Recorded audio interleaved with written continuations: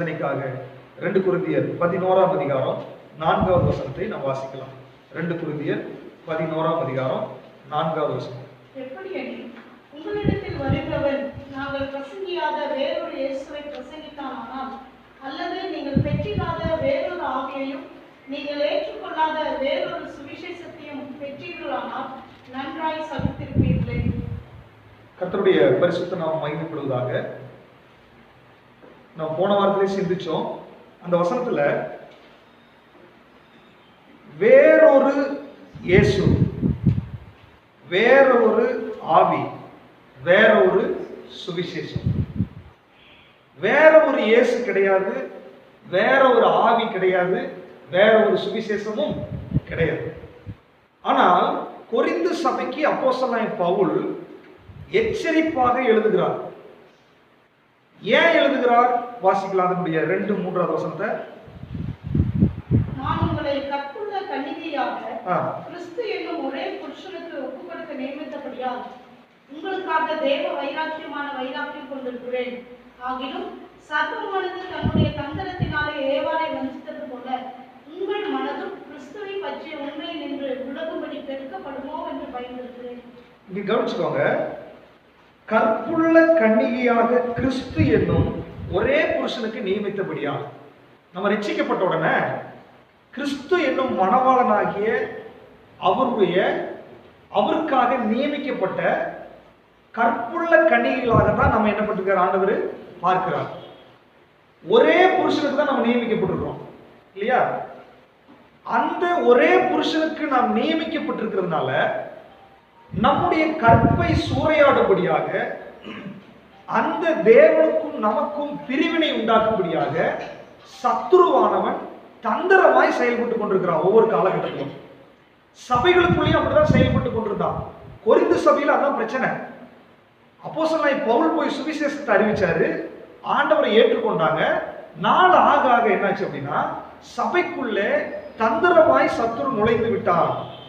சபைக்குள்ள நுழைந்து சபையினுடைய உபதேசங்களுக்கு விரோதமாக ஜனங்களை திசை திருப்பி அவர்களை சத்தியத்தை விட்டு வழிவிலக பண்ணின ஒரு காரியம் கொரிந்து சபையில நடந்து கொண்டிருந்துச்சு. உடனே அப்போஸ்தலனாகிய பவுல் கடிதமாய் எழுதுகிறார், கொரிந்து சபையில நீங்க ஜாக்கிரதையா இருக்க வேண்டும். எப்படி ஜாக்கிரதையா இருக்கணும்? அந்த 3வது வசனம் சொல்லுகிறது, ஏதேன் தோட்டத்துல தேவன் பார்த்து பார்த்து உண்டாக்கினார் அல்லவா ஆதாமையும் ஏவாளையும். ஏதேன் தோட்டத்துல பகலில் குளிர்ச்சியான வேளையில அவர்களோடு உறவாடி அவர்களை நேசித்தார் அல்லவா. அந்த ஏதேன் தோட்டத்தில் இருந்த ஏவாளையும் ஆதாமையும் பார்த்து அவர்களுடைய அந்த சந்தோஷமான வாழ்க்கை பிடிக்காதபடிக்கு சர்ப்பமானது தந்திரமாய் ஏதேன் தோட்டத்துக்குள்ள நுழைந்து அவர்களை வஞ்சித்து விட்டது, அவருடைய கற்பை சூறையாடி விட்டது, தேவனை விட்டு அவர்களை பிரித்து விட்டது. அந்த ஏதேன் தோட்டத்தில் நடந்தது போலவே இன்றைக்கும் சபைகளுக்குள்ளே நடக்கிறது. சபை என்பது ஒரு ஏதேன் தோட்டம், தேவனோடு உறவாடுகிற இடம், தேவ சத்தத்தை கேட்கிற இடம், தேவனுக்கு பிரியமாய் நாம் வந்து அவரை ஆராதித்து அவரை மகிழ்விக்கிறதான இடம். ஆனால் இந்த இடத்திலையும் சத்துரு தந்திரமாய் நுழைந்து தேவனை விட்டு அல்லது உபதேசத்தை விட்டு ஜனங்களை வழிவிலக பண்ணும்படியாக பலவிதமான காரியங்களை சத்துரு கையில் எடுத்துக்கொண்டு செயல்படுகிற ஒரு நேரமாய் இருக்கிறது. அது அன்றைக்கும் இருந்தது, இன்றைக்கும் இருக்கிறது. அதனால நாம் ஜாக்கிரதை உள்ளவர்களா இருக்க வேண்டும். சத்துரு எப்படி செயல்படுகிறான் அப்படின்னா, நாம் வாசிச்ச வசனம் சொல்லுகிறது, வேற ஒரு இயேசுவை உங்களுக்கு காண்பிப்பான். வேதத்தில் சொல்லப்பட்ட சிலுவையில் அறையப்பட்ட இயேசு அல்ல, வேற ஒரு இயேசுவை காண்பிப்பான். போனவர் அதை குறித்து நாம சிந்தித்தோம். இன்றைக்கு பவுல் மீண்டும் சொல்றாரு, வேற ஒரு ஆவியை குறித்து அவன் காண்பிக்கிறான். நாம் பெற்றிராத வேற ஒரு ஆவி, நமக்கு கொடுக்கப்பட்டது ஒரே ஆவிதான். வாசிக்கலாம் 1 கொரிந்தியர் 3ஆம் அதிகாரம் 16வது வசனத்தை வாசிங்க. 1 கொரிந்தியர் 3ஆம் அதிகாரம் 16வது வசனம்.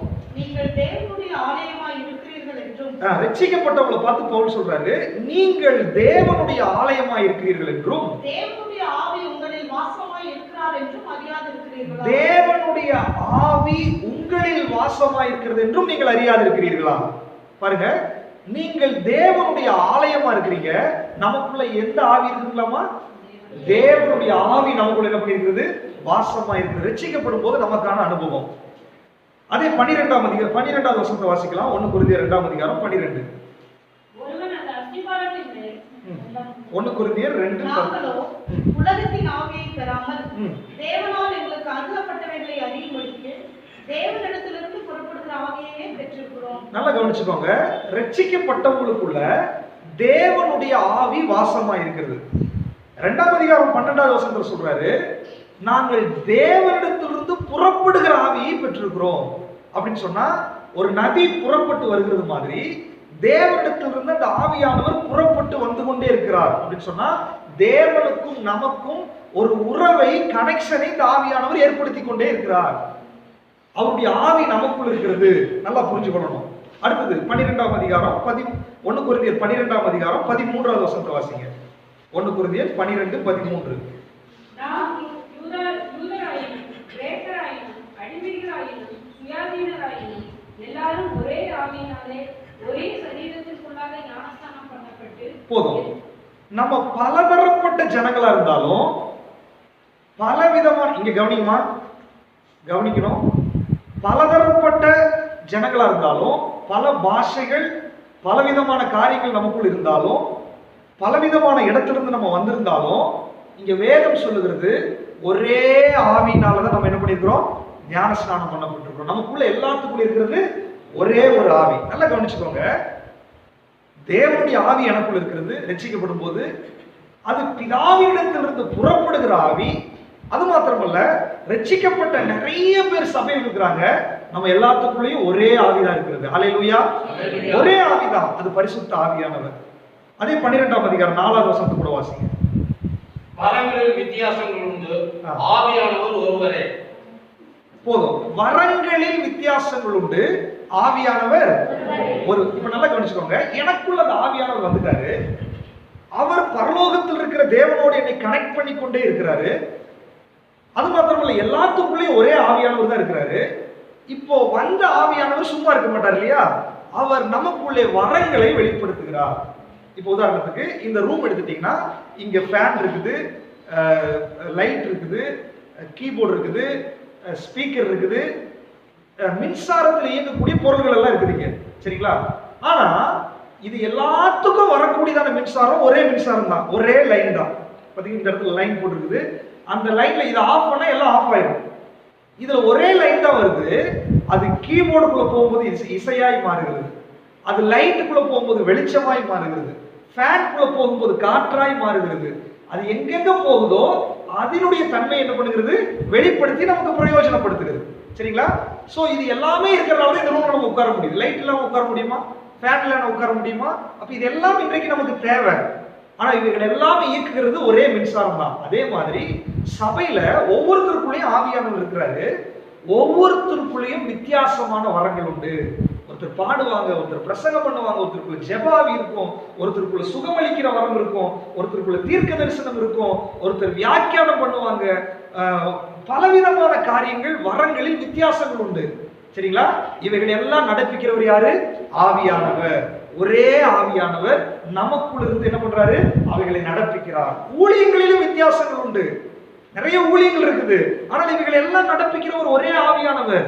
வேற ஆவியானவர் என்ன பண்றது கிடையாது, ஒரே ஆவியானவர். அப்போ அப்போஸ்தலன் பவுல் இந்த கொரிந்து நிருபத்தில் எழுதும் போது ஒரே ஆவியானவர் தான், வேற ஆவி இல்ல, ஒரே ஆவியானவர் தான், அவர்தான் எல்லாத்துக்குள்ள இருக்கிறவர், அவர்தான் செயல்படுகிறவர் என்பதை இந்த வசனங்களின் மூலமாய் உறுதிப்படுத்தி காண்பிக்கிறார். சரி, இப்ப ஆவியானவர் ஒருவர் தான். அதுல ஏதாவது மாற்றம் இருக்குதா? ஒரு மாற்றம் கிடையாது. நமக்குள்ள எல்லாத்துக்குள்ள இருக்கிறவர் ஒரே ஆவியானவர். இந்த ஆவியானவர் எப்படி செயல்படுவார் என்பதை நாம் புரிஞ்சு கொள்ள வேண்டும். அவர் எப்படி செயல்படுவார் என்பதில் நாம் தெளிவா இருந்தோம்னா, எப்படியெல்லாம் செயல்பட மாட்டார் என்கிற அந்த வேற காரியத்தை நாம் புரிந்து கொண்டு வித்தியாசமான ஆவியை நாம் அடையாளம் கண்டு கொள்ள முடியும், ஆவிகளை பகுத்தறிய முடியும். ஆவியானவர் எப்படி செயல்படுவார் வாசிக்கலாம். யோவான் 16ஆம் அதிகாரம் 13, 14 வசனத்தை வாசிங்க.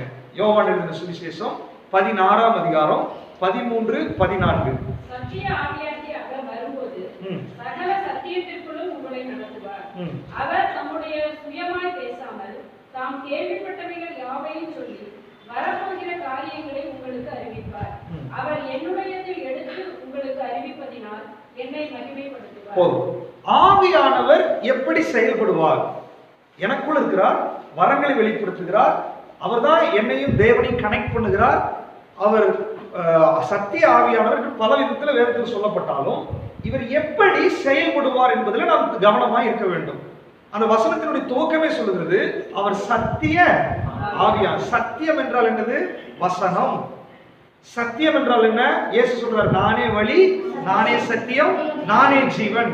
அப்போ சத்தியம் என்றால் வார்த்தையை குறிக்கிறது, அது இயேசுவை குறிக்கிறது. அதோட சேர்ந்துதான் இந்த ஆவியானவர் என்ன பண்றாரு? இயங்குகிறார். சத்திய ஆவியானவர். அப்ப இந்த சத்திய ஆவியானவர் என்ன பண்ணுவாராமா? சத்தியத்திற்குள்ளே நம்மை நடத்துவார். அப்படின்னா வேத வசனங்களினுடைய எல்லைகளை மீறி ஆவியானவர் என்ன பண்ண மாட்டாரு? ஒரு நாளும் செயல்பட மாட்டார். இன்றைக்கு புதுசா ஒரு உபதேசத்தை போன வாரங்கள்ல பேசிட்டு இருக்காங்க. என்னது? சபையில விசில் அடிக்கிறதா. சபையில விசில் அடிக்காதவங்க நரகத்துக்கு போயிடுவாங்க. எந்த வசனம் சொல்லுகிறது? நீங்க பாருங்க, அதையும் கேட்டுட்டு ஜனங்கள் தலையாட்டிட்டு இருக்கிறதுக்கு ஒரு கூட்டம் இருக்கிறது. அப்ப இது சரியா தவறா என்று எப்படி நீங்க கண்டுகொள்ளுவீங்க? அந்த ஊழியருக்குள்ளிருந்து செயல்படுகிற ஆவி என்ன ஆவி என்பதை எப்படி நம்ம கண்டுபிடிக்க முடியும்? வசனம் தெளிவாய் சொல்லுகிறது, ஆவியானவர் சகல சத்தியத்திற்குள்ளாக நம்மை நடத்துவார். சத்தியத்தை தான் நமக்கு போதிப்பார். அவர் சகரியாவிலிருந்து ஒரு புஸ்தக வசனத்தை எடுத்து காண்பிக்கிறார். அவர் பயில் காட்டி அழைப்பார். அதுக்கு பேர் விசில். அதனால நானும் விசில் அடிக்கலாம் சபையில. நான் கேட்கிறேன், பழைய ஏற்பாட்டுல ஆண்டவர் நியாய தீர்ப்புக்காக தேவனுடைய ஜனங்களுக்கு எதிராக வண்டுகள் தேனீக்கள் எல்லாம் அனுப்புவதற்காக பயில் காட்டி அழைக்கிறார் என்று நியாய தீர்ப்பை குறித்து சில இடத்துல சொல்லப்பட்டிருக்கிறது. அல்லது அவர்களை அழைக்கிறது குறித்து சில இடத்துல சொல்லப்பட்டிருக்கிறது. தேவன் ஜனங்களை அழைக்கிற ஒரு சிக்னல் அது. சரிங்களா? இப்போ ஒரு ஆடு மேய்ப்பன் ஆட்டுக்கு ஒரு சிக்னல் வச்சிருப்பாங்க. அந்த சிக்னல் வைக்கும்போது அவர்கள் வரும். அப்ப அழைக்கிறது குறித்து தான் பழைய ஏற்பாட்டில் சொல்லப்பட்டிருக்கிறது. சரி, புதிய ஏற்பாட்டில் நம்ம சபையில் உட்கார்ந்து விசில் அடிச்சு யார் அழைக்க போறோம்? யார் அழைக்கிறீங்க? விசில் அடிச்சு ஆண்டவர் அழைக்கிறோமா? விசில் அடிச்சு தான் அழைக்கணுமா? எலியா தீர்க்கதரிசியுடைய காலகட்டத்தில் 400 பாகால் தீர்க்கதரிசிகள் உட்கார்ந்து இருக்காங்க. எலியா ஒருத்தர் தனியா உட்கார்ந்தாரு. காலையில இருந்து சாயங்காலம் வரைக்கும் நீ விசில் அடி, ஆட்டம் போடி, என்ன வேணா பண்ணு, சாயங்காலம் வரைக்கும் பண்ண சொல்லிட்டாரு. ஒரு பதிலும் இல்லை. ஆனா சாயங்காலம் எந்திரிச்ச உடனே தேவ மனுஷன், ஆண்டவரே கேட்டருள்னு சொன்ன அக்கினி இறங்கினது. அல்லேலூயா. நீங்களும் நானும் விசில் அடிக்க வேண்டிய அவசியம் இல்லை. ஆண்டவரே சொல்லும் போதே பதில் கொடுக்கிற தேவன் அவர் நம்முடைய தகப்பன். அல்லேலூயா. அப்போ உபதேசங்களை பாருங்க, சபையில வாலிபர்களை மகிழ்விக்கும்படியாக, அவர்களை என்டர்டெயின் பண்ணும்படியாக, அவர்களை கவர்ந்து இழுக்கும்படியாக. அப்பதான் நிறைய பேர் சபைக்கு வருவாங்க. பாவத்தை குறித்து பேசுறது இல்லை, பாவத்தை கண்டித்து உணர்த்துகிறது இல்லை, சத்தியத்தை போதிக்கிறது கிடையாது. புதிய ஏற்பாட்டு சத்தியத்தின்படி தான் நம்ம இந்த சபை இயங்கிக் கொண்டிருக்கிறது இல்லையா? அதனுடைய அடிப்படை உபதேசமே அப்போஸ்தலருடைய உபதேசம். அப்போஸ்தலர்கள் எங்க விசில் அடிச்சாங்க? அப்போஸ்தலர்கள் எங்க நிரூபத்தில் விசில் அடிக்க முடியாது எழுதினாங்க? ஆனால் இன்றைக்கு சபைகளில நூதனமான உபதேசங்களை சத்துரு கொண்டு வருகிறான். அது வேற ஆவி. இதைத்தான் அப்போஸ்தலனை போல அன்றைக்கே சொல்லிட்டாரு, நாங்கள் பிரசங்கிக்காத வேற ஒரு ஆவி சபைக்குள்ளே வரும், கடைசி காலத்துல வரும். நீங்களும் நானும் ஜாக்கிரதையா இருக்க வேண்டிய ஒரு நேரத்துல நாம் இருந்து கொண்டிருக்கிறோம். அப்போ ஆவியானவர் எப்படி இயங்குவார் அப்படின்னு சொன்னா, சத்தியத்திற்குள்ளதான் நம்மை நடத்துவார். சகல சத்தியத்துக்குள்ளே அவர் என்ன பண்ணுவாரு? நம்மை நடத்துவார். அது மாத்திரம் கிடையாது, அவர் சுயமாய் பேசாமல் இயேசு என்ன பேசினாரோ அதைத்தான் இவர் பேசுவார்.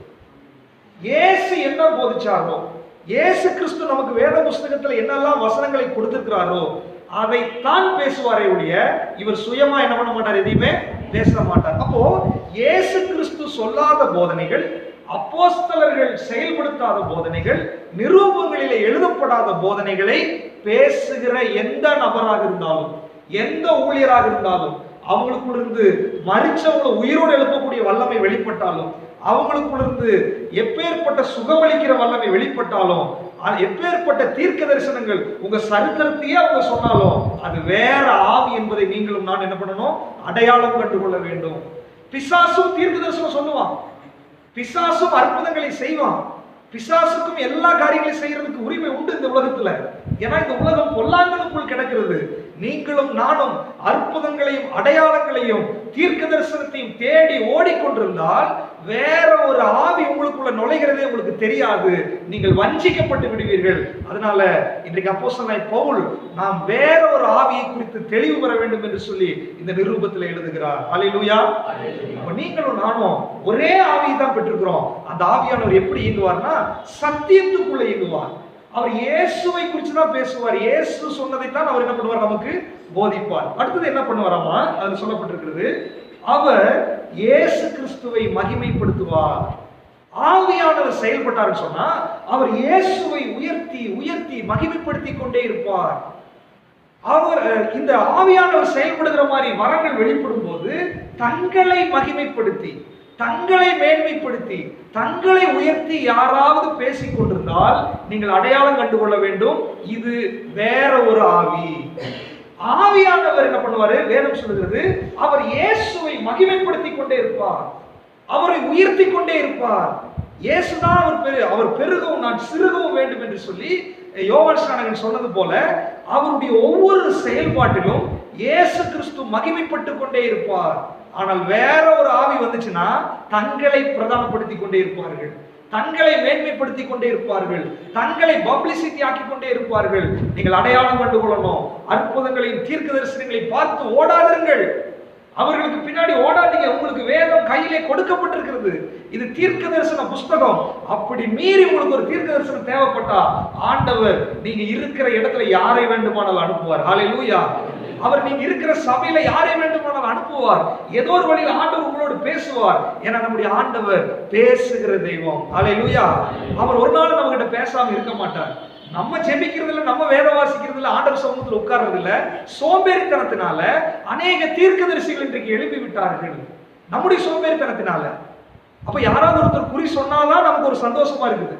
அது ஒரு குறி கேட்கிற ஆவிகளா இன்றைக்கு இருக்குது. அதுக்காக நான் தீர்க்க தரிசனம் இல்லைன்னு நான் சொல்லல, தீர்க்க தரிசனம் உண்டு. ஆனால் அது இயேசுவை மகிமைப்படுத்துகிற தீர்க்க தரிசனமா இருக்கணும், அது ஆவியானவரால் நடத்தப்படுகிற தீர்க்க தரிசனமா இருக்கணும், அது சத்தியத்தின் மூலமாய் சொல்லப்படுகிற தீர்க்க தரிசனமா இருக்கணும். அதை நீங்கள் அடையாளம் கண்டு கொள்ள வேண்டும். அப்போ நீங்க தெளிவா தெரிஞ்சு கொள்ளணும், ஆவியானவர் இருக்கிறார், அவர் ஒருவர், நம்ம எல்லாத்துக்குமே அவர் தான் இருக்கிறாரு, அவர் தான் வரங்களை வெளிப்படுத்துகிறார். அடுத்தது இந்த ஆவியானவர் செயல்படுகிறது வசனத்திற்குள்ளிருந்து தான் செயல்படுவார். அவர் இயேசுவை மகிமைப்படுத்துவார், இயேசு சொன்னதைத்தான் அவர் உபதேசிப்பார். அப்போ ஆவியானவருடைய செயல்பாடு நமக்கு புரிந்து விட்டது. இதை மீறி வேற ஏதாவது நடந்துச்சுன்னு சொன்னா நீங்க தைரியமா புரிஞ்சு கொள்ளலாம், தைரியமா அதை விட்டு விலகலாம். அது வேற ஒரு ஆவி. அதான் பவுல் சொல்றாரு, நாங்கள் பிரசங்கியாத வேற ஒரு ஆவி. அந்த வேற ஒரு ஆவி சத்தியத்தை விட்டு விலகி பேசும், சத்தியத்துக்கு விரோதமாய் பேசும், இயேசுவை மகிமைப்படுத்தாது. நீங்கள் அடையாளம் கண்டு கொள்ள வேண்டும். அது மாத்திரமல்ல, இந்த ஆவிகளை குறித்து சில அடையாளங்கள் நமக்கு கொடுக்கப்பட்டிருக்கிறது. 1 யோவான் 4ஆம் அதிகாரம் 1வது வசனம். ஆவிகளை பகுத்தறியும் போது எப்படிப்பட்ட ஆவிகள் என்பதை நாம் புரிந்து கொள்ள வேண்டும். வாசிக்கலாம். 1 யோவான் 4ஆம் அதிகாரம் 1வது வசனம். உலகத்தில் அநேகம் கள்ளத்தீர்க்கதரிசிகள் தோன்றியிருப்பதினால் நீங்கள் எல்லா ஆவிகளையும் நம்பாமல் அந்த ஆவிகள் தேவனால் உண்டானவைகளோ என்று சோதித்தறியுங்கள். அநேகம் கள்ள தீர்க்கதரிசிகள் உண்டாயிருக்கிறபடியினால் பாருங்க, எல்லா ஆவிகளையும் நீங்க நம்ப கூடாது. அப்ப கள்ள தீர்க்க தரிசன ஆவி உலகத்திலே இருக்கிறது, அன்றைக்கும் இருக்கிறது, இன்றைக்கும் என்ன பண்ணுது, இருக்கிறது. அப்ப தீர்க்க தரிசனம் என்றாலே நீங்க ஆண்டவருடைய பிள்ளைகள் தான் சொல்லிட்டு என்ன பண்ணக்கூடாது, நம்ப கூடாது. கள்ள தீர்க்க தரிசனமும் இருக்கிறது, கள்ள தீர்க்க தரிசன ஆவி இருக்கிறது என்பதை நாம் புரிந்து கொள்ள வேண்டும். 3வது வசனத்தை வாசிக்கிறேன். மாம்சத்தில் வந்த இயேசு கிறிஸ்துவை அறிக்கை பண்ணாத எந்த ஆவியும் தேவனால் உண்டானதல்ல. மறுமைக்கு நீங்கள் கேள்விப்பட்ட அந்த கிறிஸ்துவினுடைய ஆவி அதுவே மாம்சத்தில் இப்பொழுதும் உலகத்தில் இருக்கிறது. மாம்சத்தில் வந்த இயேசு கிறிஸ்துவை அறிக்கை பண்ணாத ஆவி. இயேசு கிறிஸ்துவை பத்தி சொல்ல மாட்டாங்க, இயேசுதான் இரட்சகர், அவர்தான் மீட்பர் என்று சொல்லி இயேசு கிறிஸ்துவை அறிக்கை பண்ணாத எந்த ஆவியும் வசனம் சொல்லுகிறது அது அந்தி கிறிஸ்துவின் ஆவி. அந்தி கிறிஸ்துவின் ஆவி இப்பொழுதும் உலகத்தில் இருக்குதுன்னு சொல்லிட்டு அப்பவே எழுதி வச்சிருக்கிறாரு. அப்ப இப்ப இல்லையா, இப்பொழுதும் இருக்கிறது. அந்தி கிறிஸ்துவின் ஆவி சபைகளுக்குள்ளேயே செயல்படும். நல்லா கவனிச்சுக்கோங்க, இந்த கள்ள தீர்க்க தரிசன ஆவி, இந்த அந்தி கிறிஸ்துவின் ஆவி எல்லாம் வெளியில இருந்து வரும் நீங்க எதிர்பார்க்க முடியாது. தீர்க்க தரிசனம் வெளியில இருந்து அவங்க சொல்றாங்க, சபைக்குள்ளதான் இருக்குது. அப்போ அந்த ஆவிகளை நீங்க பகுத்தறிங்க. ஓகே, தீர்க்க தரிசனம் சொன்னாங்களா, அது வசனத்தோடு ஒத்து இருக்குதா இல்லையா, அவங்க சொன்ன தீர்க்க தரிசனம் வசனத்துக்கு ஒத்து இருக்குதா இல்லையா, அப்படின்னு சொல்லிட்டு நீங்க அதை கம்பேர் பண்ணி தான் நீங்க என்ன பண்ணணும், அதை ஏற்றுக்கொள்ள வேண்டும். அந்தி கிறிஸ்துவின் ஆவி இயேசு கிறிஸ்துவையே பிரதானப்படுத்தாது, இயேசுவை மகிமைப்படுத்தாது. அப்படிப்பட்ட ஆவிகள் அந்தி கிறிஸ்துவின் ஆவி, அதற்கும் நாம் ஜாக்கிரதையா இருக்க வேண்டும். அடுத்தது 6வது வசனம். நாங்கள் தேவனால் உண்டானவர்கள், தேவனை அறிந்தவன் எங்களுக்கு செவி கொடுக்கிறான், தேவனால் உண்டாயிராதவன் எங்களுக்கு செவி கொடுக்கிறதில்லை. இதனாலேயே சத்திய ஆவி என்னதென்றும் வஞ்சக ஆவி என்னதென்றும் கண்டுபிடிக்கிறோம். வஞ்சக ஆவி என்று சொல்லி இங்க சொல்லப்பட்டிருக்கிறது. இந்த வஞ்சக ஆவி குறித்து சொல்லும் போதே செவி கொடுக்க மாட்டான். சபைக்குள்ளதான், சபைக்குள்ள வஞ்சக ஆவி வந்துச்சுன்னு சொன்னா செவி கொடுக்க மாட்டார்கள். செவி கொடுக்க மாட்டாங்க என்னது, வசனத்தை கேட்க மாட்டாங்க, அதற்கு கீழ்ப்படியவும் மாட்டார்கள். அப்போ வசனத்துக்கு என்னால் கீழ்ப்படிய முடியவில்லை, சபையினுடைய சட்டதிட்டங்களுக்கு என்னால் கீழ்ப்படிய முடியல, உபதேசத்துக்கு என்னால் கீழ்ப்படிய முடியலன்னு சொன்னா நீங்க தயவாய் புரிஞ்சு கொள்ளணும், நீங்கள் வஞ்சிக்கிற ஆவியினாலே பாதிக்கப்பட்டிருக்கிறீர்கள். வஞ்சக ஆவி இன்றும் சபைகளில் இருக்கிறது. ஜனங்களை கடினப்படுத்துகிறது, மனம் திரும்புதலுக்கு நேராய் நடத்தாது, வசனத்திற்கு செவி கொடுக்கிறதுக்கு அவங்களை விடாது. யோசிச்சு பாருங்க, இதெல்லாம் வெளியில சபைக்குள்ளே கள்ள தீர்க்க தரிசன ஆவி, அந்தி கிறிஸ்துவின் ஆவி, வஞ்சக ஆவி சபைகளுக்குள் இருந்து எப்படியாவது அதனுடைய நோக்கம் என்னன்னா, சர்ப்பமானது ஏவாளை வஞ்சித்தது போல இங்கேயும் சபையில என்ன பண்ணணும், நம்மை வஞ்சிக்க வேண்டும். எதற்காக? கற்புள்ள கன்னிகையாக ஒரே புருஷனுக்கென்று நாம் நியமிக்கப்பட்டிருக்கிறதுனால நம்முடைய கற்பை சூறையாடி தேவனையும் நம்மையும் பிரிக்கும்படியாக, அந்த தேவனோடு நம்முடைய உறவை அவர்கள் முறியடிக்கும்படியாக இந்த வஞ்சக ஆவி இன்றும் நம்முடைய மத்தியில கிரியை செய்கிறது. நீங்களும் நானும் ஜாக்கிரதை உள்ளவர்களாக இருக்க வேண்டும், ரொம்ப ஜாக்கிரதையா இருக்கணும். வஞ்சக ஆவி ரொம்ப கொடூரமான ஆவி. அந்த வஞ்சக ஆவி உள்ள வந்துச்சுன்னா வசனத்துக்கு நம்ம கீழ்ப்படியவே மாட்டோம், வசனத்தை கேட்கவே மாட்டோம். ஏன்னா அது செவியை அடைத்து விடும். நம்ம செய்யறதான் கரெக்ட் என்று அது சொல்லும், வசனத்துக்கு கீழ்ப்படிய நம்மை விடாது. அந்த வஞ்சக ஆவிக்கு நாம் ஜாக்கிரதையா இருக்கணும். தீமோத்தேயுவின் நிருபத்துல வாசிக்கலாம், 1 தீமோத்தேயு 4ஆம் அதிகாரம் 1வது வசனம். இந்த வஞ்சக ஆவி எப்படி சபையில கிரியை செய்து பாருங்க. ஆகிலும் ஆவியானவர் வெளிப்படையாய் சொல்லுகிறபடி பிற்காலங்களிலே மனசாட்சியில் சூடுண்ட பொய்யருடைய மாயத்தினாலே சிலர் வஞ்சிக்கிற ஆவிகளுக்கும் பிசாசுகளின் உபதேசங்களுக்கும் செவி கொடுத்து விசுவாசத்தை விட்டு விலகி போவார்கள். பிசாசுகளின் உபதேசத்தையும் சேர்க்கிறாருங்க. வஞ்சக ஆவி ஏன் செயல்படுகிறது அப்படின்னா, பிசாசுகளின் உபதேசத்துக்கு ஒருத்தர் செவி கொடுக்கும் போது, பிசாசு தந்திரமாய் ஒரு ஆலோசனை சொல்லும் போது, என்னைக்கு அந்த பிசாசினுடைய ஆலோசனைக்கு ஒரு மனுஷன் கீழ்ப்படிஞ்சானோ அந்த செகண்ட்ல இருந்து வஞ்சக ஆவி அவனை ஆளுகை செய்ய தொடங்கிடும். நல்லா கவனிச்சுக்கோங்க. நம்ம ரட்சிக்கப்பட்டிருப்போம், அபிஷேகம் பெற்றிருப்போம், வசனத்தை படிப்போம், ஜெபம் பண்ணுவோம், இதெல்லாம் ஒன்றும் பிரச்சனை இல்லை. ஆனால் என்றைக்கு நம்ம பிசாசு தந்திரமாய் நமக்கு ஒரு வலை விரிக்கும் போது, ஏதாவது ஒரு விஷயத்துல பிசாசுக்கு நீங்க விட்டு கொடுத்துருந்தீங்கன்னா, கீழ்ப்படிச்சிருந்தீங்கன்னா, அந்த ஒரு சின்ன கேப் போதும் பிசாசுக்கு. அந்த பிசாசுகளின் உபதேசம் உள்ள வந்து அது வஞ்சக ஆவியாய் நமக்குள்ளே வெளிப்பட ஆரம்பிக்கும். வஞ்சக ஆவி நமக்குள்ள கிரியை செய்ய ஆரம்பிச்ச உடனே சபையில தான் உட்கார்ந்துருப்போம், வசனத்தை தான் கேட்போம், ஆனா இங்க பேசுற வசனத்துக்கு நம்ம கீழ்ப்படிய மாட்டோம், கீழ்ப்படிய விட மாட்டோம் பிசாசு. நீங்க பைபிள் படிப்பீங்க, தெளிவாவே படிப்பீங்க, உங்க பாவத்தை குறித்து அங்க சொல்லப்பட்டிருக்கும், ஆனா உணர்வு வராது. காரணம், வஞ்சக ஆவி நமக்குள்ளே கிரியை செய்கிறது. எனக்கு அருமையானவர்களே, இப்படிப்பட்ட ஆவிகளுக்கு நாம் மிகுந்த ஜாக்கிரதை உள்ளவர்களாக இருக்க வேண்டும்.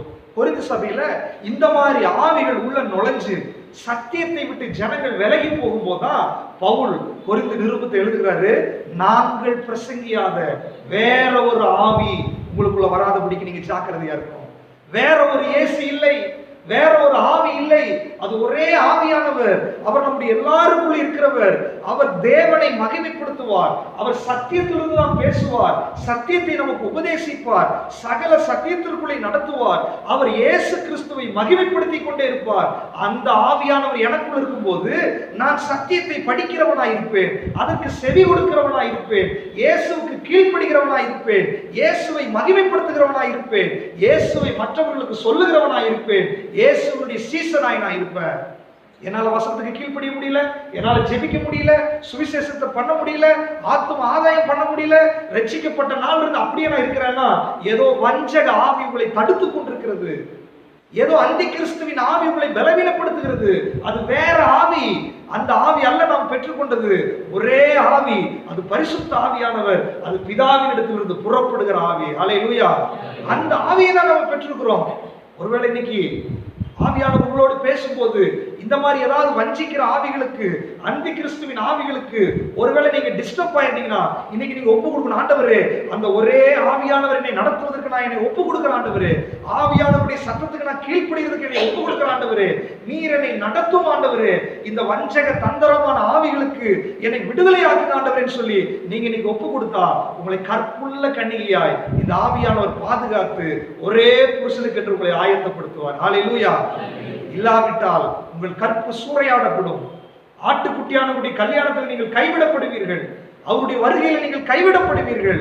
நீங்கள் ஜாக்கிரதை உள்ளவர்களாக இருக்கும்படி ஆவியானவர் உங்களுக்கு ஆலோசனை சொல்லுகிறார். சரி, இப்போ அப்போஸ்தலனாகிய பவுல் வேற ஆவி இல்லை அப்படின்ட்டாரு. அப்ப ஆவியானவர் தான் அவர் எப்படி செயல்படுவார், வஞ்சிக்கிற ஆவிகள் எல்லாம் என்னன்னு சொல்லி நம்ம பார்த்தோம். இப்ப இந்த ஆவியானவர் சபையில எப்படி பேசுவார், எதையெல்லாம் குறித்து அவர் பேசுவார் என்று வெளிப்படுத்தின விசேஷத்துல 7 சபைகளுக்கு ஆவியானவர் சபைகளுக்கு சொல்லுகிறதை காதுள்ளவன் கேட்க கடவன் என்று சொல்லி 7 சபைகளுக்கும் அவர் தூது எழுதுகிறார். அந்த 7 சபைகளில ஒரு விஷயத்தை மாத்திரம் எடுத்து ஆவியானவருடைய ஸ்டைல் எப்படி, ஆவியானவர் எதை குறிச்செல்லாம் பேசுவாரு, ஆவியானவர் எதை குறிச்செல்லாம் நமக்கு உணர்த்துவார் என்பதை ஒவ்வொரு வசனமாக 7 வசனத்தை நம்ம வாசிக்க போகிறோம். ஒருவேளை அந்த வசனத்துல ஆவியானவர் பேசுகிற காரியங்கள் உங்களுக்குள்ள இருந்தா இன்னைக்கு திறந்த மனசோட ஒப்பு கொடுக்கணும். ஆண்டவரே, நான் இந்த விஷயத்துல பாதிக்கப்பட்டிருக்கிறேன், என்கிட்ட தான் நீங்க பேசுறீங்க ஆண்டவரே, எனக்கு விடுதலை கொடுங்க ஆண்டவரே நீங்க சொன்னா வேற ஆவியிலிருந்து உங்களை விடுதலையாக்கி சத்திய ஆவியானவர் உங்களை நடத்துவதற்கு, இன்று முதல் நீங்க உங்களை ஒப்பு கொடுப்பதற்கு, உங்களை வழி நடத்துவதற்கு அவர் இன்றைக்கு ஆயத்தமா இருக்கிறார். அதற்காக நீங்கள் வாசிக்கலாம். வெளிப்படுத்தின விசேஷம் 2ஆம் அதிகாரம் 4வது வசனம்.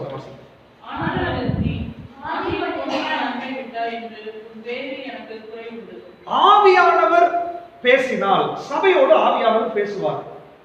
ஆவியானவர் பேசும்போது அவருடைய பேச்சு எப்படின்னா, நம்ம ரட்சிக்கப்படும் போது ஆண்டவர்கிட்ட ஒரு அன்பு வச்சிருந்தோம் இல்லையா, ரட்சிக்கப்படும் போது ஒரு வைராகி நமக்குள்ள இருந்துச்சு இல்லையா, ரட்சிக்கப்படும் போது சில தீர்மானங்கள் எடுத்தோம் இல்லையா, செத்தா கூட நான் சாகிற ஆண்டவரே, உமக்காக தான் என் வாழ்க்கை ஆண்டவரே, அப்படி ஒரு ஆதி அன்பு நமக்கு இருந்துச்சு இல்லையா. ஆவியானவர் பேசுறாரு அப்படின்னா உன்னை மீண்டுமாய் அந்த ஆதி அன்புக்கு கொண்டு வருவார். ஹல்லேலூயா. நீ ஆதியில கொண்டு வந்த அன்பை விட்டு விட்டாய். அவர் அதான் பேசுவாரு. உன்னை ஆசீர்வதிப்பேன்னு பேச மாட்டாரு.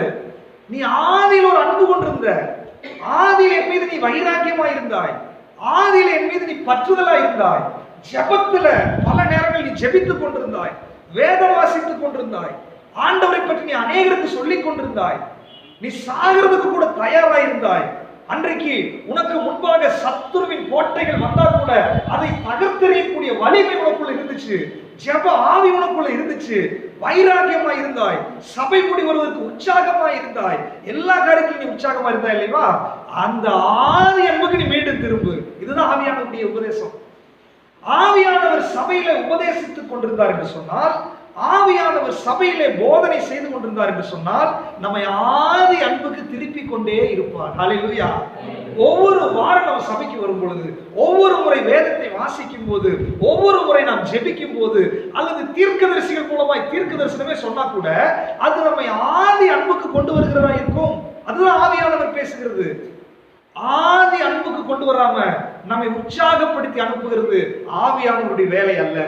இன்னைக்கு ஒரு வேளை ஆதி அன்புல யாராவது இல்லாம இருந்தீங்கன்னா வேற ஒரு ஆவிக்கு நீங்க கீழ்ப்பிடிச்சிட்டீங்கன்னு அர்த்தம். ஆதி அன்புல நீங்கள் இல்லாதபடிக்கு நீங்கள் எங்கேயாவது தவறி இருந்தீங்கன்னு சொன்னா வஞ்சக ஆவி உங்களை பலவீனப்படுத்தி விட்டது, அந்தி கிறிஸ்துவின் ஆவி உங்களை தந்திரமாய் பிடித்துக் கொண்டது, அல்லது சாத்தானுடைய ஆவி அல்லது வஞ்சக ஆவி, கள்ள உபதேசத்தின் ஆவி உங்களை எங்கேயோ டைவர்ட் பண்ணி இருக்கிறது.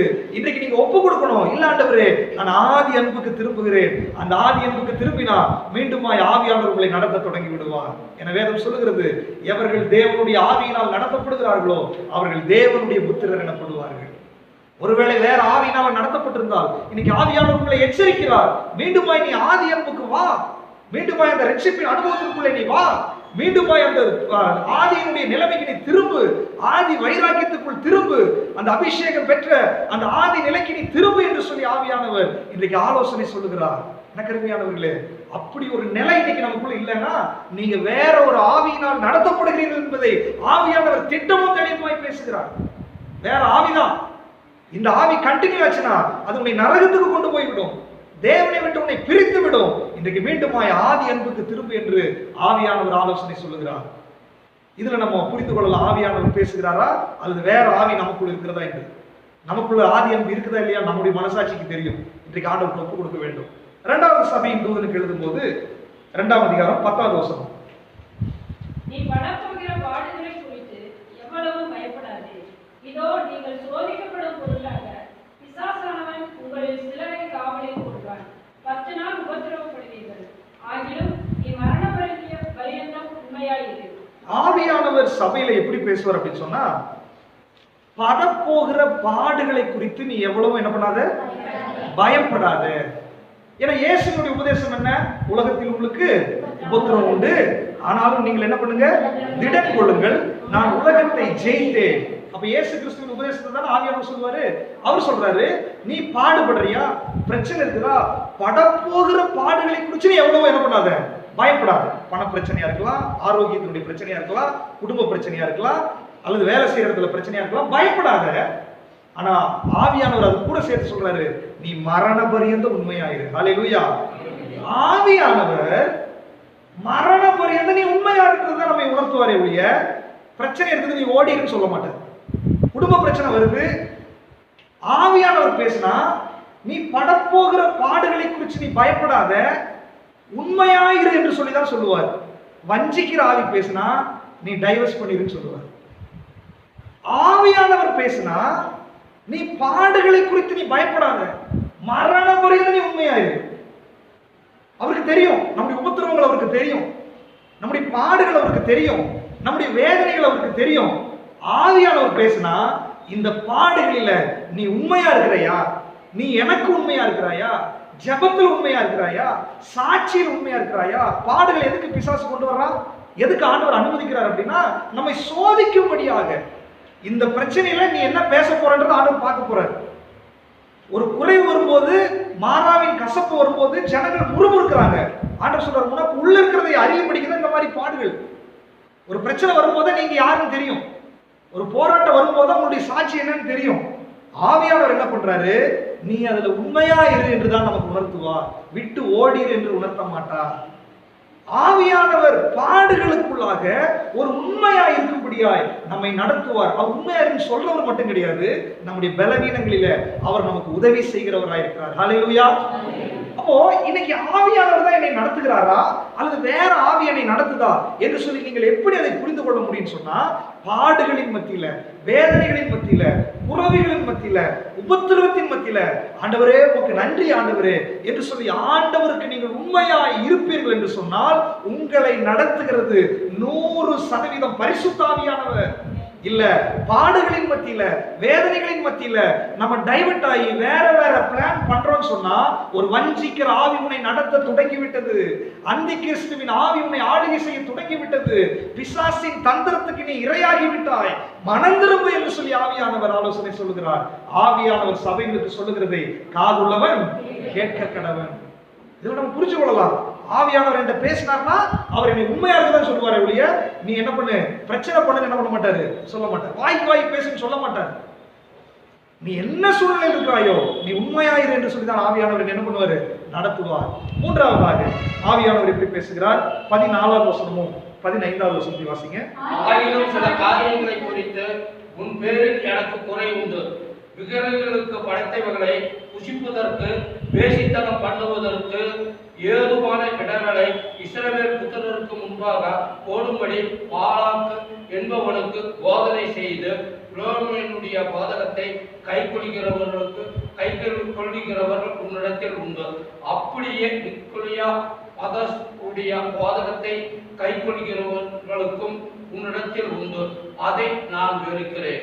ஆவியானவர் என்கிட்ட பேசுறாரா இல்லையா என்று நீங்கள் எப்படி புரிந்து கொள்ள முடியும் அப்படின்னா, பெர்கமும் சபைக்கு ஆவியானவர் சொல்லுகிறதான தூது என்ன சொல்லுகிறார் அப்படின்னா, எல்லாம் ஓகே, ஆனா விக்கிரகங்களுக்கு படைக்கப்பட்ட விஷயங்கள், அடுத்தது பிலேயாமினுடைய உபதேசங்கள், அடுத்தது நிக்கோலாய் மதஸ்தருடைய கிரியைகள். ஆவியானவர் நம்ம கூட பேசினார் அப்படின்னா விக்கிரகங்களோடு ஒத்து போகிறதை குறித்து நம்மை உணர்த்தி கொண்டே இருப்பார். வேண்டாம், ஐக்கியமா இருக்காத, ஐக்கியமா இருக்காத. ஆவியானவர் என்கிட்ட பேசல அப்படின்னா பரவாயில்ல, இவங்களை திருப்திப்படுத்துறதுக்காக அவங்களை திருப்திப்படுத்துறதுக்காக என்று சொல்லி காம்ப்ரமைஸ் பண்ணிட்டே இருக்கிறோம் அப்படின்னு சொன்னா அது ஆவியானவர் அல்ல, வஞ்சிக்கிற ஆவி உன்னை நடத்த தொடங்கிடுச்சுன்னு அர்த்தம். ஆவியானவர் கிரியை செஞ்சா ஜாக்கிரதை ஜாக்கிரதை, விக்கிரகங்களுக்கு விலகிரு என்பதை உணர்த்தி கொண்டே இருப்பார். பெர்கமு சபைக்கு சொல்றாரு. அடுத்தது என்ன சொல்றாரு? பிலேயாமினுடைய உபதேசம். பிலேயாமினுடைய உபதேசத்தை பார்த்தீங்கன்னா அது ஒரு வஞ்சிக்கிற ஆவி, வஞ்சிக்கிற ஊழியம். தேவனுடைய ஜனங்களை வஞ்சிக்கும்படியாய் பிலேயாம் என்கிற தீர்க்கதரிசி பழைய ஏற்பாட்டின் காலகட்டத்தில் அவன் நடந்து கொண்டிருந்தான். அவனை கம்பேர் பண்றாரு. அவனை போல உபதேசங்கள் சபைகளுக்குள்ள என்ன பண்ணிருச்சு? பெர்கமு சபைக்குள்ள வந்துருச்சு. அந்த சபைக்குள்ள பிலேயாமின் உபதேசங்கள் இருக்குது. அதை சுட்டி காண்பிப்பார். அப்படின்னா ஜனங்களை பாலிஷ் பண்ணி பேசுகிறது, ஜனங்களை ஆதாயப்படுத்தி பேசுகிறது, ஒரு காரியத்திற்காக ஜனங்களை அவருடைய பாவத்தை கண்டிக்காமல் இருப்பது, இவருடைய ஆதாயத்திற்காக ஜனங்களுடைய பாவத்தை கண்டுகொள்ளாமல் விடுவது, இதெல்லாம் பிலேயாமினுடைய உபதேசம்.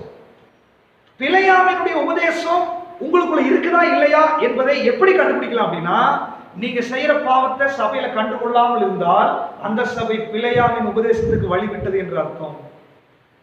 நீங்க செய்யற பாவத்தை உங்களுக்கு ஊழியர் உணர்த்தலன்னு சொன்னா அவர் பிலேயாமினுடைய உபதேசத்துக்கு கீழ்ப்படிந்து விட்டார், அது வேற ஆவி. அல்லது நீங்க அந்த பாவத்தை பிராக்டிஸ் பண்ணிட்டே இருக்கிறீங்க அப்படின்னு சொன்னா, அல்லது வஞ்சிக்கிற ஆவிக்கு இடம் கொடுத்துட்டு, அல்லது இந்த பிலேயாமினுடைய உபதேசத்தை போல அந்த மயக்குகிற காரியத்துக்கு நீங்கள் கீழ்ப்படிந்திருப்பீங்கன்னு சொன்னா நீங்களும் அந்த வஞ்சிக்கிற ஆவிக்கு கீழ்ப்படிந்து விட்டீர்கள், அது உங்களை நடத்த தொடங்கி விட்டது என்று அர்த்தம். அடுத்து சொல்றாரு நிக்கோலாய் மதஸ்தருடைய கிரியை. நிக்கோலாய் என்கிற மனுஷன் அந்த ஒரு கூட்டத்தினுடைய சுபாவம் என்னன்னா எதிர்த்து நிற்கிறது, சபைக்கு எதிர்த்து நிற்கிறது, ஊழியருக்கு எதிர்த்து நிற்கிறது. அது ஒரு ரிபல்லியஸ் ஸ்பிரிட், அது எதிர்த்து நிற்கிறது, தேவனுக்கு விரோதமா எதிர்த்து நிற்கிறது, கேள்வி கேட்கிறது. இந்த கேள்வி கேட்கிற ஆவி நிக்கோலாய் மதஸ்தருடைய ஆவி. ஆவியானவர் இந்த கேள்வி கேட்கறத உனக்கு உணர்த்தல அப்படின்னு சொன்னா நீங்க நான் ரெண்டுல ஒண்ணு பாத்துறேன், அவன் பாஸ்டர் கேள்வி கேட்டுறலாம், அவங்கள கேள்வி கேட்டுறலாம், விசுவாசிகளை கேள்வி கேட்டுறலாம். அந்த கேள்வி கேட்கறதுன்னு ஒரு குரூப் இருப்பாங்க. அது என்ன இப்படி, அது ஏன் இப்படி? இந்த கேள்வி கேட்கறது இந்த நிக்கோலாயினுடைய குரூப். அது வஞ்சிக்கிற ஆவிக்குள்ள என்ன பண்ணிருச்சு? அடிபட்டுருச்சுன்னு அர்த்தம். வேதம் தெளிவாய் சொல்லுகிறது. நீங்கள் அந்த சூழலில் இருக்கிறீங்க அப்படின்னா ஒரு வஞ்சிக்கிற ஆவி, அந்தி கிறிஸ்துவின் ஆவி, நிக்கோலாய் மதஸ்தருடைய இந்த குரூப், பிலேயாமினுடைய ஆவி, விக்கிரகத்தினுடைய ஆவி உன்னை நடத்த தொடங்கி விட்டது. நீங்க அதை செய்யறீங்க அப்படின்னு சொன்னா உங்களுக்குள்ள இருக்கிறது வேற ஒரு ஆவி, ஆவியானவர் அல்ல. ஆவியானவரா இருந்தா நீ அதை விட்டு வெளியே வா என்று உங்களை வெளியே கொண்டு வந்து விடுவார். ஒருவேளை இன்னைக்கு அப்படிப்பட்ட ஏதாவது ஒரு தூண்டுதல் உங்களுக்குள்ள இருந்துச்சுன்னு சொன்னா அது பரிசுத்த ஆவி கிடையாது, அது வஞ்சிக்கிற ஆவி, அது அந்தி கிறிஸ்துவின் ஆவி, அது பிலேயாமினுடைய ஆவி, நிக்கோலாய் மதஸ்தருடைய ஆவி, அது விக்கிரக ஆவி. அது என்னை விட்டு வெளியே போக வேண்டும் என்று இன்றைக்கு தாழ்மையோடு நீங்க ஆண்டவருக்கு ஒப்பு கொடுத்தீங்கன்னா பரிசுத்த ஆவியானவர் கிரியை செய்ய ஆரம்பிப்பார். கர்த்தரே ஆவியானவர், கர்த்தருடைய ஆவி எங்கேயோ அங்கே விடுதலை உண்டு, அங்கே விடுதலை உண்டு. நீங்கள் இதை உணரலன்னு சொன்னா இந்த ஆவி உங்களை நடத்தி கொண்டே இருக்கும். நீங்களும் நினைப்பீங்க நான் சரியான ஆவியில தான் இயங்கிட்டு இருக்கிறேன், நீங்க நினைப்பீங்க. ஒரு நாள் அது உங்களை கொண்டு போய் நரகத்துல விட்டு விடும், அது உங்களுடைய கற்பை சூறையாடி விடும், தேவனோடு உள்ள ஐக்கியத்திலிருந்து உங்களை பிரித்து விடும், உங்களை நரகத்துக்கு நேராக இது நடத்தி கொண்டு போய்விடும். இன்னைக்கு நீங்கள் மனம் திரும்ப வேண்டும் என்று சொல்லி ஆவியானவர் ஆலோசனை சொல்லுகிறார். உங்களை நடத்துகிறது என்ன ஆவி? நீங்கள் அதை பகுத்தறிந்து கொள்ளுங்கள்.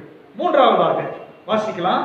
நான்காவதாக 20வது வசனம், 2ஆம் அதிகாரம் 20வது வசனம். ஆகிலும் உன் பேரில் எனக்கு குறை உண்டு, என்னவென்று தன்னை தீர்க்கதரிசி என்று சொல்லுகிற எசபேல் என்னும் சிறியானவள் என்னுடைய ஊழியக்காரர் வேசித்தனம் பண்ணவும் விக்கிரகங்களுக்கு படைத்தவர்களை புசிக்கவும் அவர்களுக்கு போதித்து அவர்களை வஞ்சிக்கும்படி நீ அவளுக்கு இடம் கொடுக்கிறாய். இங்க தியத்தீரா சபைக்கு ஆண்டவர் எழுதுகிறார். பரிசுத்த ஆவியானவர் பேசினார்னா எதையெல்லாம் சுட்டி காண்பிப்பார் அப்படின்னா இங்க எசபேல் ஆவியை குறித்து சுட்டி காண்பிக்கிறார். தியத்தீரா சபைக்குள்ள எசபேலி ஆவி அப்படின்னா இச்சையின் ஆவி, விபச்சாரத்தின் ஆவி, வேசித்தனத்தின் ஆவி, மோகத்தின் ஆவி. இந்த ஆவிகள் சபைகளுக்குள்ளே நுழைந்து நம்முடைய மைண்டை கரெக்ட் பண்ணி தேவனை விட்டு நம்மை விலக்கும்படியாக, அசுத்தத்திற்குள்ளாய் நம்மை நடத்தும்படியாக, பரிசுத்தத்தை விட்டு விலகும்படியாக அன்று முதல் இன்று வரைக்கும் தந்திரமாய் சபைக்குள்ளே நுழைந்திருக்கிறது. ஆவியானவர் தான் எனக்குள்ள செயல்படுறார் அப்படின்னு சொன்னா எனக்குள்ள அந்த இச்சையின் ஆவி இருக்காது. நான் ஜெபிக்கிறேன், வேதம் வாசிக்கிறேன், அந்நிய பாஷை பேசுறேன், எல்லாம் இருக்குது. ஆனா இச்சை என்னை விட்டு போகல. என்னுடைய கண்களினுடைய இச்சை என்னை விட்டு மாற மாட்டேங்குது. எனக்குள்ள வேசித்தனத்தின் ஆவி கிரியை செய்கிறது, விபச்சாரத்தின் ஆவி எனக்குள்ள கிரியை செய்கிறது. இதெல்லாம் எனக்குள்ள இருக்குது என்று சொல்லி நீங்கள் உணர்ந்தால் உங்களுக்குள்ள இருக்கிறது வேற ஆவி. அது அந்தி கிறிஸ்துவின் ஆவி, அது வஞ்சக ஆவி, அது வேசித்தனத்தின் ஆவி, அது எசபேலின் ஆவி. அவளுக்குள்ள கிரியை செஞ்சு ஒரு தேசத்தையே அதை அழிச்சு போட்டுருச்சு. எசபேலுடைய ஆவி ஒரு தேசம், இஸ்ரவேல் தேசம், பரிசுத்தமாய் தேவனுக்கு ஆராதனை செய்து கொண்டிருந்த தேசத்துல அந்நிய தேவர்களை கொண்டு வந்து அந்த பலிபீடத்திலே பலியிடும்படியாக ராஜாவை வழிதப்பி போக பண்ணி ஒரு பரம்பரையை அழித்து போட்டது இந்த எசபேலி ஆவி. அந்த ஆவி உங்களுக்குள்ள கிரியை செய்து கொண்டிருந்தால், ஒருவேளை நீங்கள் உணர்கிறீர்கள் என்று சொன்னால், இன்றைக்கு மனம் திரும்பும்படியாய் ஆவியானவர் பேசுகிறார். ஆவியானவர் பேசின என்ன பண்ணுவாரு? இந்த எசபேலி ஆவியை சுட்டி காண்பிப்பார். இல்ல, தவறு, நீ செய்யறது தவறு, மனம் திரும்பு. வஞ்சக ஆவி அப்படின்னா ஒன்னும் பிரச்சனை இல்லை, ஒன்னும் பிரச்சனை இல்லை. நல்லா கவனிச்சுக்கோ. இன்றைக்கு சபைகளுக்குள்ள நம்ம செய்கிற தவறுக்கு ஏதாவது ஒரு வசனத்தையோ ஏதாவது ஒரு சம்பவத்தையோ ஆதாரமா பிடிச்சு கொண்டிருப்பாங்க பிசாசு. அந்த ஊழியர் நீங்க பேசும்போது சொல்றாரு, விசில் அடிக்கிறதுக்கு சகரியா புஸ்தகத்தை ஆதாரமா வச்சிருக்காங்க. அதுக்கும் புதிய ஏற்பாட்டு சத்தியத்திற்கு என்ன சம்பந்தம்? ஒண்ணும் இல்லை. வஞ்சக ஆவி இதுதான் பண்ணும், உங்களை ஒரு பாவத்தை செய்ய வைக்கும். ஏன் செய்யறேன்னு கேட்டா அதுக்கு ஒரு காரணத்தை சொல்லும். காரணம் அல்ல, ஆவியானவர் பாவம்னா அது பாவம் தான். எசபேலி ஆவிகள், இச்சையின் ஆவிகள், வேசித்தனத்தின் ஆவிகள், விபச்சாரத்தின் ஆவிகள் ஏதாவது உங்களை டிஸ்டர்ப் பண்ணுதுன்னு சொன்னா அந்த ஆவியை நீங்கள் பகுத்தறிந்து கொள்ளுங்கள், அந்த ஆவியை இனங்கண்டு கொள்ளுங்கள். அது என்ன ஆவி என்பதை, அதாவது இது டிஸ்டர்ப் பண்ணாதுன்னு நான் சொல்லல, எல்லாரையும் டிஸ்டர்ப் பண்ணும். ஆனா அது என்ன ஆவி என்பதை நீங்கள் பகுத்தறியணும். அது வேற ஆவி.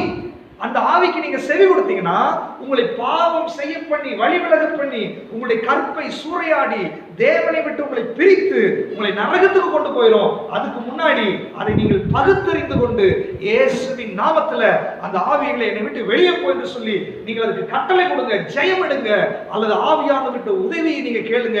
நீங்கள் அந்த ஆவியிலிருந்து விடுதலை பெற்றுக் கொள்ளலாம். தியாத்திரா சபையில அவர் பேசும்போது இந்த எசபேலி ஆவிகளை குறித்து பேசுகிறார். அடுத்ததாக வாசிக்கலாம் 3ஆம் அதிகாரம் 1வது வசனம்.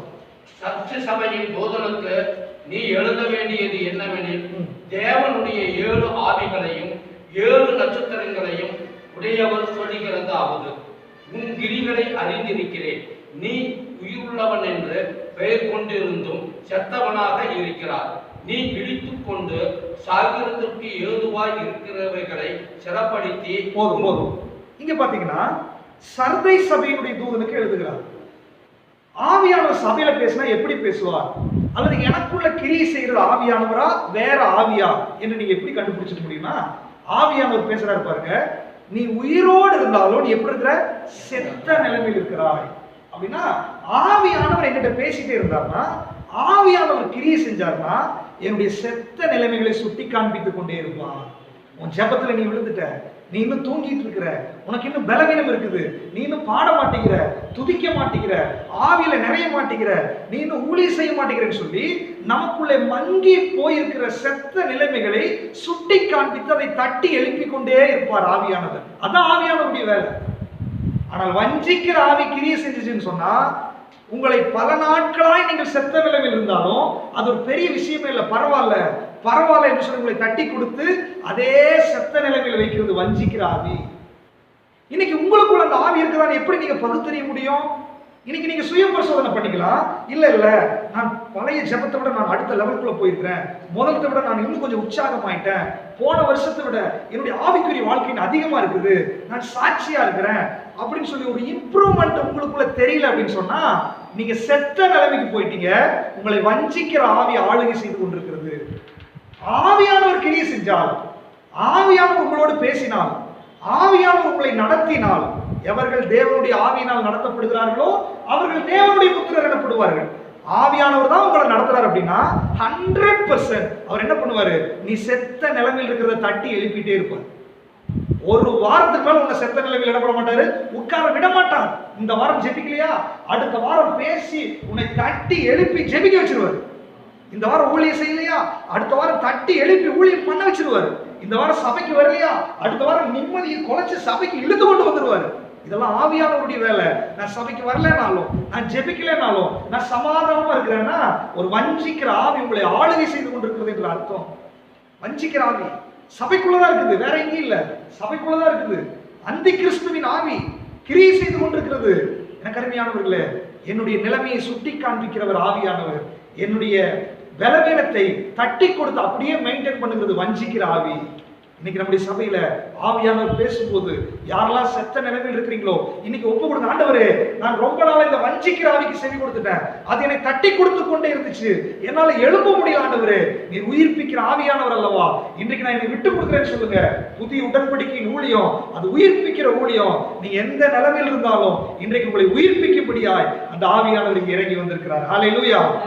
எந்த சூழ்நிலையால் உங்களை உயிர்ப்பிப்பார். செத்து 4 நாளாய் நாரி போனாலும் சரி, அதை உயிர்ப்பிக்கக்கூடிய வல்லமை ஆண்டவருக்கு இருக்கிறது. அவருடைய ஜெப ஆவி உயிர்ப்பிக்க போகிறார், அபிஷேகத்தை உயிர்ப்பிக்க போகிறார். எத்தனை பேர் விசுவாசிக்கிறீங்க? இன்னைக்கு நீங்க விசுவாசிச்சால் உங்களுடைய அபிஷேகத்தில் ஒரு ரினியூவல் ஆண்டவர் கொடுப்பார். இன்னைக்கு நீங்க விசுவாசித்தால் உங்களுடைய ஜெப ஆவியில் ஒரு மாற்றம் வரும். இன்றைக்கு நீங்க விசுவாசிச்சா உங்க ஊழியத்தில் ஒரு மாற்றம், உங்களுடைய வியாக்கியானத்தில் ஒரு மாற்றம், உங்களுடைய பைபிள் மெடிடேஷன்ல ஒரு மாற்றம், உங்களுடைய எல்லா ஆக்டிவிட்டிஸ்லயும் ஒரு மாற்றத்தை கொண்டு வர வேண்டும் என்று ஆண்டவர் விரும்புகிறார். மாற்றமே இல்லாம தேங்கி நின்னீங்கன்னா ஒரு வஞ்சிக்கிற ஆவி உங்களை கண்ட்ரோல் பண்ணிருச்சு என்று அர்த்தம். இன்னைக்கு அதுல இருந்து நீங்க விடுதலையாக வேண்டும் என்று ஆவியானவர் சுட்டி காண்பிக்கிறார். கடைசியாக இல்ல அடுத்து 6வதாக 3ஆம் அதிகாரம் 7வது வசனத்தை வாசிங்க. சபையின் தூதருக்கு நீ எழுத வேண்டியது என்னவெனில், பரிசுத்தம் உள்ளவரும் சத்தியம் உள்ளவரும் தாவீதின் திறவுகோலை உடையவரும் ஒருவரும் பூட்டக்கூடாதபடிக்கு திறக்கிறவரும் ஒருவரும் திறக்கக்கூடாதபடிக்கு பூட்டுகிறவருமாய் இருக்கிறவர் சொல்லுகிறதாவது. இங்க பாத்தீங்கன்னா பிலதெல்பியா சபைக்கு எழுதுகிறாரு. ஆவியானவர் பேசினா எப்படி பேசுவார் அப்படின்னா, அவர் திறக்கிறவர், அவர் பூட்டுகிறவர். ஆவியானவர் நம்மோடு பேசும்போது அவர் வாசலையும் திறப்பாரு, அவர் வாசலையும் அடைப்பார். ஒவ்வொரு வருஷமும் புது வருஷத்துக்கு வந்து ஆண்டவரை ஆசீர்வதிப்பார், ஆண்டவரை மகிமைப்படுத்துவார். ஒவ்வொரு மாசமும் வாக்குத்தத்தம். இதை மாத்திரம் நம்பி நம்ம போயிட்டு இருந்தோம்னா ஏதோ வஞ்சிக்கிற ஆவி நம்மை நடத்தி கொண்டிருக்குன்னு அர்த்தம். ஆனால் ஆவியானவர் பேசுன என்ன தெரியுமா பேசுவாரு? உன் வாசல் திறக்கப்படாம பூட்டுனது நான் தான். எதனால நான் பூட்டி இருக்கிறேன், எதனால இந்த பூட்டு போட்டப்பட்டுச்சு, அந்த விஷயத்துல நீ மனம் திரும்பு. ஏன்னா பூட்டுறவரும் நான் தான், திறக்கிறவரும் நான் தான் என்று சொல்லி ஆவியானவர் உணர்த்துவார். ஹல்லேலூயா. நம்முடைய வாழ்க்கையில ஆசீர்வாதங்கள் எங்கெல்லாம் தடைப்பட்டிருக்குதோ, எந்த இடத்துல எல்லாம் ஆசீர்வாதத்துக்கு தடையாய் நாம் நடந்து கொண்டிருக்கிறோமோ அந்த இடத்தை சுட்டி காண்பித்து லாக் ஓபன் பண்றது ஆவியானவருடைய வேலை. நம்ம என்ன பாவம் பண்ணாலும், என்ன அக்கிரமம் பண்ணாலும் தேவன் இன்று முதல் உன்னை ஆசீர்வதிப்பார்னு சொல்றது அது வஞ்சிக்கிற ஆவி. ஜாக்கிரதையா இருக்கும். நான் பாவம் பண்ண எனக்கே தெரியும், என்னுடைய ஜெப வாழ்க்கை சரியில்லைன்னு எனக்கே தெரியும், என்னுடைய மனசாட்சிக்கு தெரியும் நான் ஆண்டவருக்கு எனக்கு ஐக்கியம் எப்படி இருக்குதுன்னு. ஆனா இன்று முதல் உன்னை ஆசீர்வதிப்பார், நான் உன்னை விட்டு விலகுவதும் இல்லை, உன்னை கைவிடுவதும் இல்லை. இது அப்படியே குதிச்சு துள்ளி குதிச்சு வசன அட்டை கொண்டு போய் வீட்டுல மாட்டுங்க. டிசம்பர் வரைக்கும் இதே நிலைமையில ஒரு மாற்றம் வராது. ஆனால் ஆவியானவர் பேசினா இல்ல இல்ல, நான் தான் பூட்டி வச்சிருக்கிறேன், நான் தான் திறக்கிறவர். ஏன் பூட்டுன? உனக்கு உணர்வை கொடுத்து நீ செத்த நிலைமையில் இருக்கிற. எசபேலின் ஆவி இருக்குது, பிழையாமினுடைய ஆவி இருக்குது, நிக்கோலாயினுடைய ஸ்பிரிட் இருக்குது. உன்னுடைய வாழ்க்கையில என்னென்ன காரியங்கள் என்பதை சுட்டி காண்பித்து நான் தான் பூட்டியிருக்கிறேன்னு சொல்லிட்டு அவரே காண்பிப்பார். ஆண்டவரே நான் சரிப்படுத்திக் கொள்கிறேன்னு சொல்லும் பொழுது அவர் திறக்கிறவராய் இருக்கிறார். ஒருவரும் பூட்டக்கூடாதபடிக்கு திறக்கிறவர், ஒருவரும் திறக்கக்கூடாதபடிக்கு பூட்டுகிறவருமாய் இருக்கிறார். ஆவியானவர் பேசினா அப்படிதான் பேசுவார். அந்த ரூட் தெரியாம எனக்கு ஆசீர்வாதம் வந்துச்சுன்னா அந்த ஆசீர்வாதம் ரொம்ப நாள் நிக்காது, மீண்டும் நான் போய் லாக் ஆயிடுவேன். ஆவியானவர் அப்படி செய்ய மாட்டாரு. உன்னுடைய ஆசீர்வாதத்துக்கு தடையான அந்த ரூட்டை கிளியர் பண்ணி அதனுடைய அஸ்திவாரத்தை ரெடி பண்ணி அவர் ஒரு ஆசீர்வாதத்தை கொடுத்தா அது நிலையாய் உனக்குள் இருக்கும்படியாய் தேவன் அதை ஆசீர்வதிப்பார். ஹல்லேலூயா. ஆசீர்வாதத்தினுடைய ஊற்றே அடைக்கப்பட்டதனுடைய காரணத்தை நீங்கள் கண்டுபிடிக்கிறதுல தான் இருக்குது. நீ காரணத்தையே கண்டுபிடிக்காம ஆசீர்வாதம் வருதுன்னா அது ரொம்ப நாள் நிலைக்காது. எனக்கு அருமையானவர்களே, ஆவியானவர் திறக்கிறவர், பூட்டுகிறவர் என்பதை நமக்கு உணர்த்துவார். கடைசியாக 19வது வசனம்.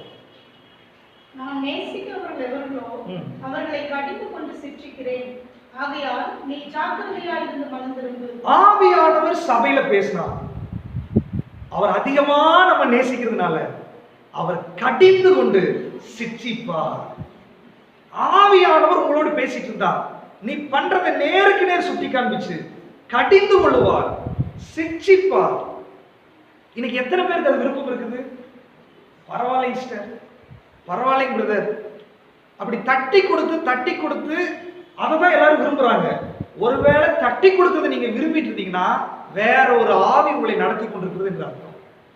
என்னை ஆண்டவர் ஆவியானவர் தான் நடத்துறாரா இல்லையா அப்படின்னு நீங்க எப்படி புரிஞ்சு கொள்ளலாம்னா, கடிஞ்சு கொள்ளுவதற்கும் சிச்சைக்கும் கண்டித்து பேசுகிறதையும் சந்தோஷமா ஏற்றுக்கொள்ளக்கூடிய ஒரு மனோபாவம் உங்களுக்குள்ள வந்துருச்சுன்னு சொன்னா நீங்க 100% ஆவியானவரால் நடத்தப்படுகிறீர்கள்.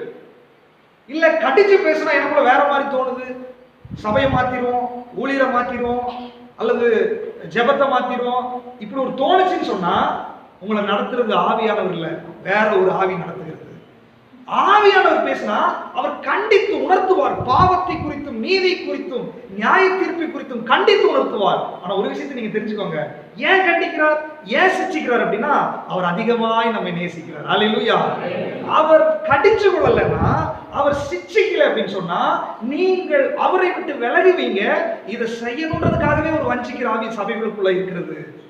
சத்துரு தந்திரமா ஏதேன் தோட்டத்துல நுழைஞ்சது போல உங்க குடும்பத்திற்குள்ள நுழைவதற்கு அவன் தயாரா இருக்கிறான். அதனால சில நேரத்தில் ஆண்டவர் சாட்டை எடுக்கிறார், சில நேரத்தில் சிட்சிக்கிறார், சில நேரத்தில் கடிந்து கொள்கிறார். நீ அதற்கு மனம் திரும்பும் போது சாத்தானுடைய வலையிலிருந்து நீங்கள் தப்பித்துக் கொள்ளலாம். இல்ல என்னை கடிச்சு கொள்ளக்கூடாது, என்னை திட்டக்கூடாது, என்னை அன்பா தான் பேசணும் அப்படின்னு நீங்க உட்கார்ந்துட்டு இருந்தீங்கன்னா உங்க கால் எப்படி போய் வலையில மாட்டுதுன்னு உங்களுக்கு தெரியாது. ஒரு நாள் நீங்கள் கண்ணீர் விட்டு அழுகும் போது உங்களுக்கு ரட்சிப்பு கிடைக்காம போய்விடும். எனக்கு அருமையானவர்களே, ஆவியானவர் உங்ககிட்ட பேசினா கடிந்து கொள்ளுவார். உங்க மனசாட்சி தொட்டு சொல்லுங்க. இந்த 7 சபைகள் இருக்கிற தூதுகளை நம்ம வாசிச்சோம். இந்த 7 சபைகளுக்கு சொல்லுகிற காரியங்கள் ஆவியானவர் உங்களோட பேசும்போது உங்களுக்கு அந்த காரியங்கள்லாம் உங்களுக்குள்ள இருக்குதா இல்லையா என்பதை நீங்கள் பகுத்தறிய வேண்டும் என்று சொல்லி ஆவியானவர் விரும்புகிறார். ஒருவேளை உங்களுக்குள்ள இப்படிப்பட்ட கிரியைகள் இல்லைன்னு சொன்னா இன்னைக்கு நீங்க ஆண்டவருக்கு ஒப்பு கொடுக்கணும். ஆண்டவரே, நீங்க பேசுற விதமே வேற, ஆவியானவருடைய ஸ்டைல வேற. அது வசனத்திலிருந்து தான் பேசுவாரு, அவர் இயேசு சொன்னதை தான் பேசுவாரு, அவர் இயேசுவை உயர்த்தி தான் பேசுவாரு. ஆண்டவரே, இந்த வழியில் இல்லாம எனக்குள்ள வேற காரியங்கள் இருக்குது, சில டிஸ்டர்பன்ஸ் எனக்குள்ள இருக்குது, எனக்கு பாலிஷ் பண்ணி தான் பேசணும்னு தோணுது, எனக்குள்ள இச்சையின் ஆவி இருக்கிறது, எனக்குள்ள வஞ்சக ஆவி இருக்கிறது என்று நீங்க அடையாளப்படுத்தி கொண்டீங்கன்னா இன்னைக்கு ஆண்டவருக்கு ஒப்பு கொடுங்க. கர்த்தருடைய ஆவி எங்கேயோ அங்கே விடுதலை உண்டு. அப்போஸ்தலனாகிய பவுல் அதனாலதான் சொல்றாரு, நாங்கள் பிரசங்கியாத வேற ஒரு ஆவி சபைகளுக்குள் இருக்குது, வேற ஒரு இயேசு சபைகளுக்குள் இருக்குது. உங்களை கற்புள்ள கன்னிகைகளாக ஒரே புருஷனுக்கு என்று அவர் நியமித்திருக்கிறார்.